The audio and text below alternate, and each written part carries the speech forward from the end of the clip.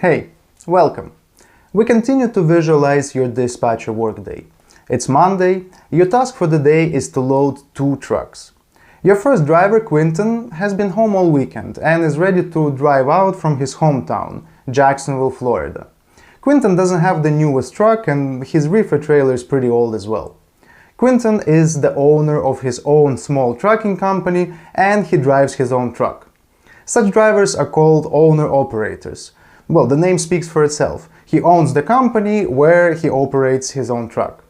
Because of his age, Quinton doesn't like to drive on unfamiliar roads. He prefers to provide his services only in the state of Florida, and he's also willing to go to Texas occasionally if it pays well.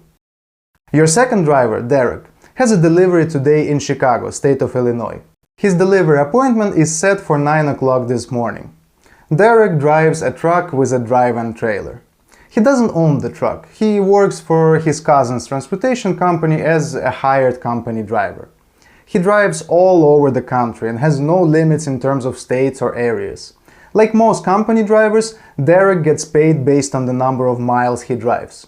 He really wants to save up for his own truck and become an owner-operator, so he's always on the road, almost never comes home and always wants to drive as many miles in a week as possible to earn and put away as much money as he can. Why does all this information matter to us? Because these are the details that directly affect your route planning and your driver's preferences. In this lesson, we're going to talk about planning, and the most important thing in planning is to know your carrier's wishes.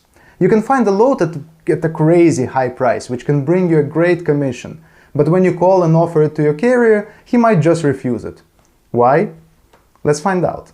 There are a number of factors that affect a carrier's choice of load. The first one is, of course, financial gain. There are 3 key components used to determine financial gain. First, gross rate, or simply just rate, is the total amount of money the broker will pay the carrier for transportation. Next one, total mileage. It's the total number of miles a truck has to travel to move the cargo. Total mileage includes loaded miles, which are miles the truck travels with the product from point of pickup to point of destination, and empty miles, which are often called deadhead in this industry. Deadhead is the number of miles an empty truck travels to get to the loading point.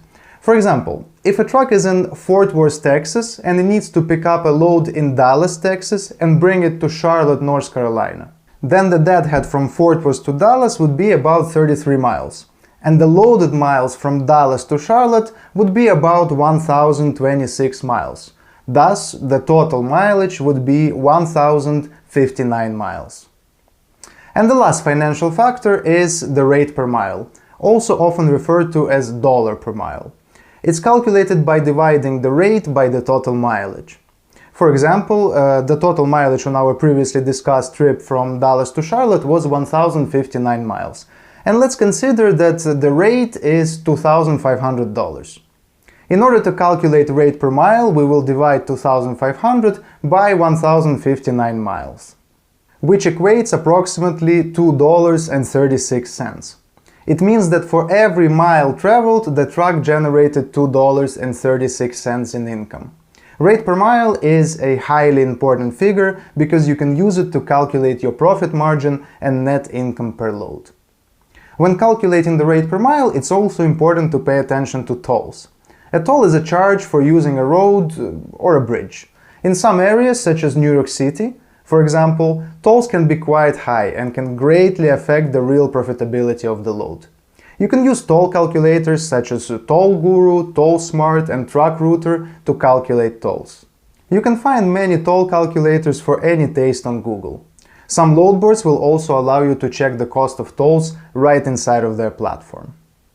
Any self-respecting trucker knows his fixed and variable costs of operation.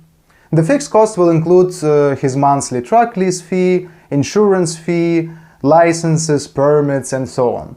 Basically everything he has to pay, even if his trucks are parked. The variable cost will include the driver's salary, if the driver gets paid by the number of miles, the cost of fuel, tolls, and similar costs that vary depending on how much the truck travels. So, by collecting all data on variable costs, the carrier can calculate how much each mile traveled costs him. So if his cost per mile is, say, $2, then any load with a rate per mile below that mark will result in a loss, and anything above that mark will result in a profit.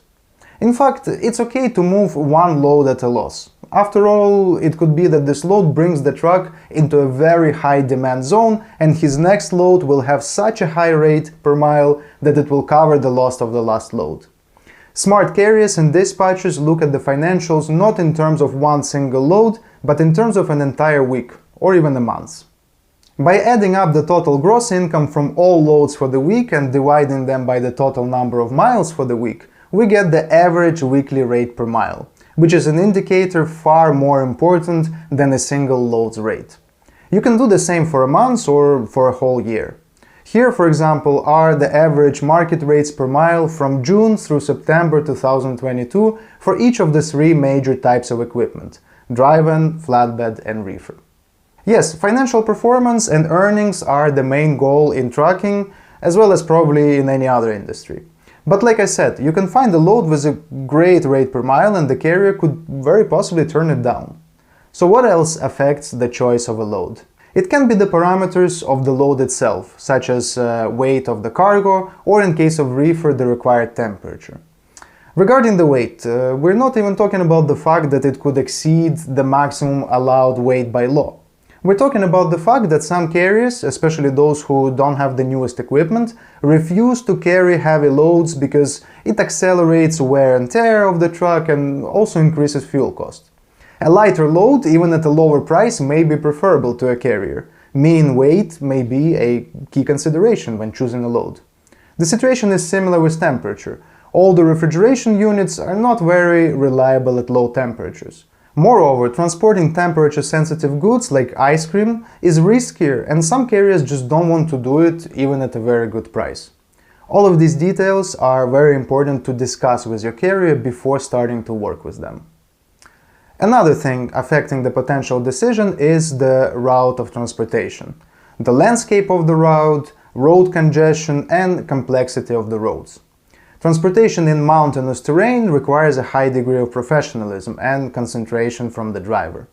Driving on Virginia's winding mountain roads is a lot harder than driving on the flat, wide highways of Texas, where the driver can just crank up the cruise control and some country music and enjoy life. Or, for example, driving through traffic on New York City roads is much more stressful than driving on the empty, deserted roads of Arizona. These factors are especially important when working with owner-operators because, well, they invested in their own truck and started their company not just for profit, but for their own comfort. The expression, "be your own boss," is the epitome of the American dream, so that's something you'll have to take into account.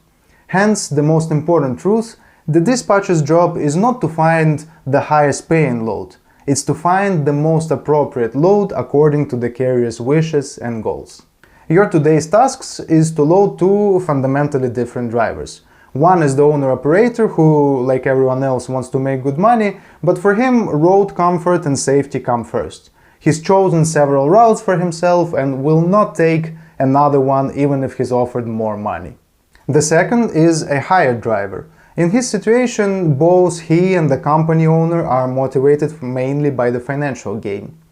This driver is willing to go anywhere just to drive enough miles, and the owner of the company is willing to send the truck anywhere just so long as the payment for the load covers all costs and brings him a profit. And the last important factor we're going to talk about is weather conditions. The United States is famous for natural disasters. Almost every year there are hurricanes, and in winter in the northern United States, driving on snow-covered roads means a high risk of accidents. Transportation to areas with bad weather conditions usually pays more because there are less truckers willing to do it. A mandatory task for any dispatcher is to constantly monitor weather conditions and road conditions. The National Oceanic and Atmospheric Administration website, NOAA.gov, as well as weather.com, tripcheck.com, and weather.gov can help you with this. Save these websites in your notes for future. Alright, enough theory. I think you got the main idea. Before you start working with any carrier, you first need to learn their goals, desires, and preferences.